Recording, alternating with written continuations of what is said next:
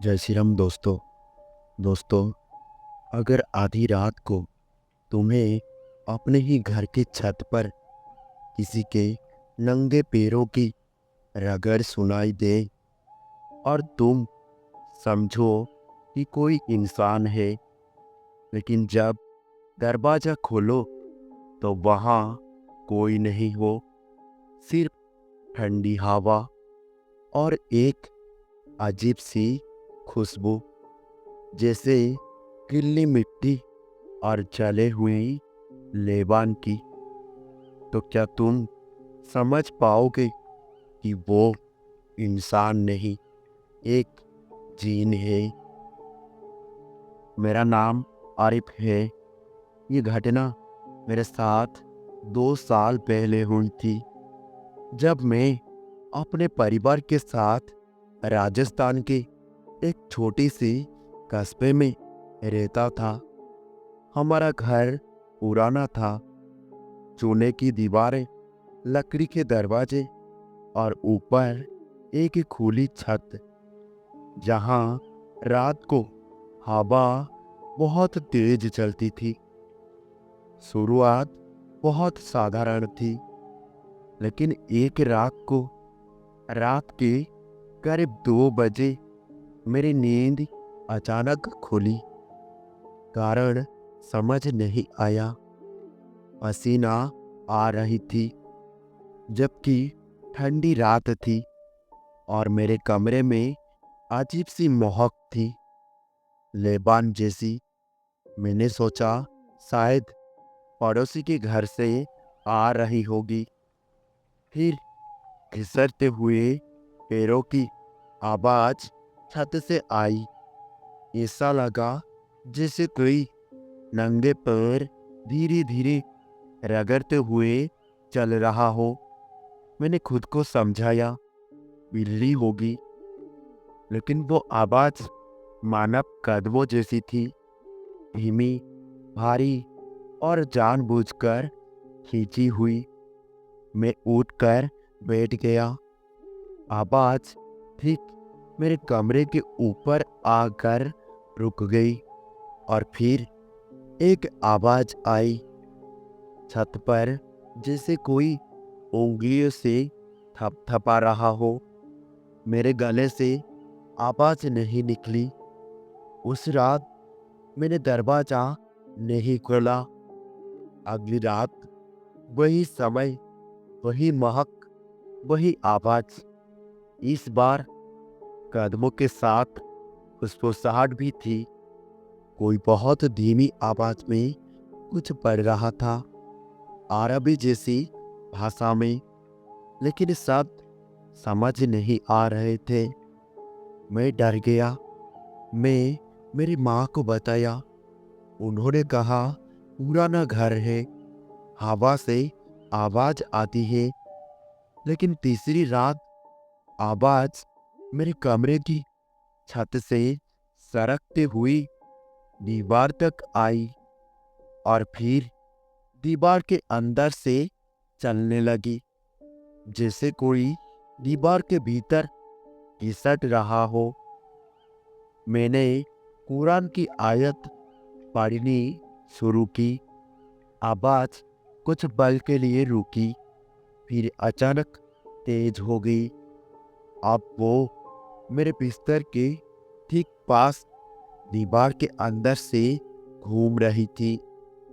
सुबह मैंने छत देखी। धूल में नंगे पैरों के निशान थे, मानव पैर, लेकिन उंगलियां असामान्य रूप से लंबी और एड़ी उल्टी दिशा में मुड़ी हुई। मैंने फोटो लेने की कोशिश की, लेकिन कैमरा धुंधला हो गया। और उस दिन शाम को मोहल्ले के एक बुजुर्ग हाजी चाचा हमारे घर आए। उन्होंने छत देखी और तुरंत कहा, ये इंसान का काम नहीं है, ये जीन का निशान है और वो ये घर में आ चुका है। मेरे रोंगटे खड़े हो गए। उन्होंने कहा, जब जीन किसी घर को चुनता है तो पहले छत पर चलता है, फिर दीवारों में, फिर कमरे में। मैंने पूछा, क्यों?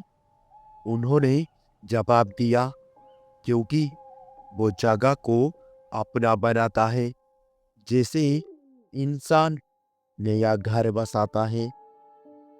उस रात हमें सबको एक कमरे में सोने को कहा गया। लेबान जलाया गया। इस बार आवाज सिर्फ छत पर नहीं थी, दरवाजे के बाहर कोई नंगे पैर दरवाजे के ठीक सामने खड़ा था और बहुत धीमी आवाज में मेरा नाम ले रहा था, आरिफ, आरिफ। मेरी माँ ने मेरा हाथ पकड़ लिया। आवाज दरवाजे के नीचे से सरकती हुई कमरे के अंदर आई, बिना दरवाजा खुले, और कमरे की हवा अचानक ठंडी हो गई। लेबान का धुआं एक कोने में घूमने लगा, जैसे किसी आकृति का आकार ले रहा हो।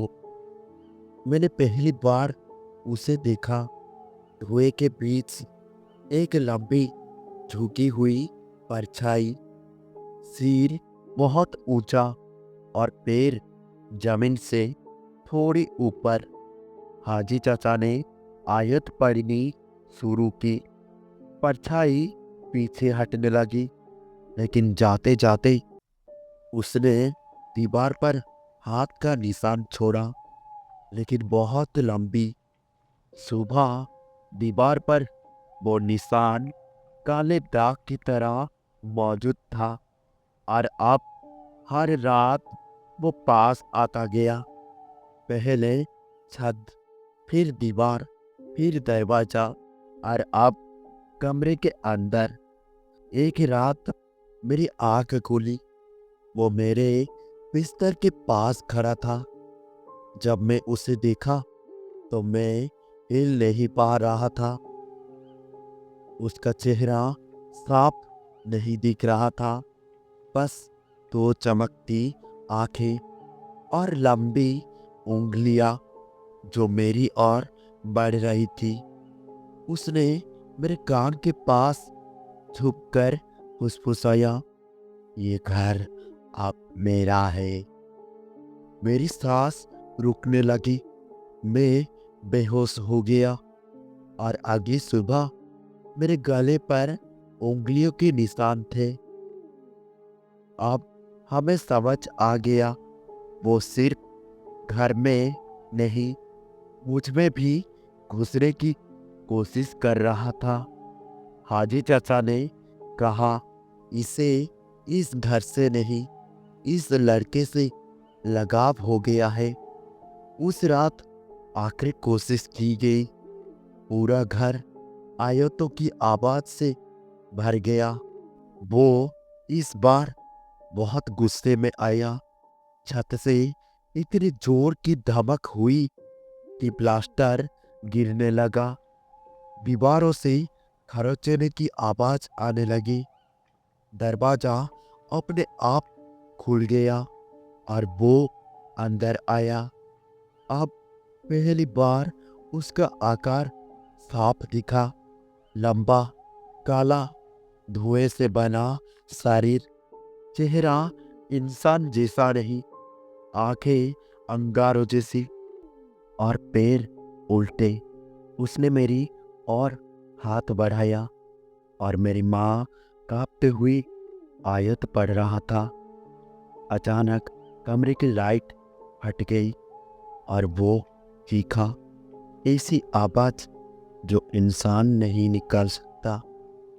कुछ सेकंड बाद सन्नाटा हो गया, और सुबह जब मेरी आंख खुली तो घर में शांति थी। दीवार के सारे निशान गायब हो चुका था, महक गायब हो चुका था। हाजी चाचा ने बोला, ये चला गया, लेकिन याद रखना, जीन कभी पूरी तरह नहीं जाता। वो जगह याद रखता है।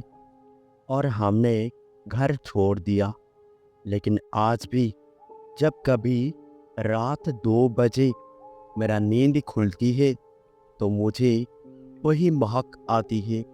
और कभी कभी मेरे कमरे की छत पर धीरे धीरे घिसटते पैरों की आवाज़ सुनाई देती है। जीन आग से बने होते हैं, लेकिन वो इंसानों की दुनिया में रहना सीख लेते हैं। और जब उन्हें कोई जगह या कोई इंसान पसंद आ जाए तो वो उसे छोड़ते नहीं। अगर आज रात तुम्हें भी छत पर किसी के नंगे पैरों की आवाज़ सुनाई दे तो दरवाज़ा मत खोलना, क्योंकि शायद वो इंसान नहीं होगा।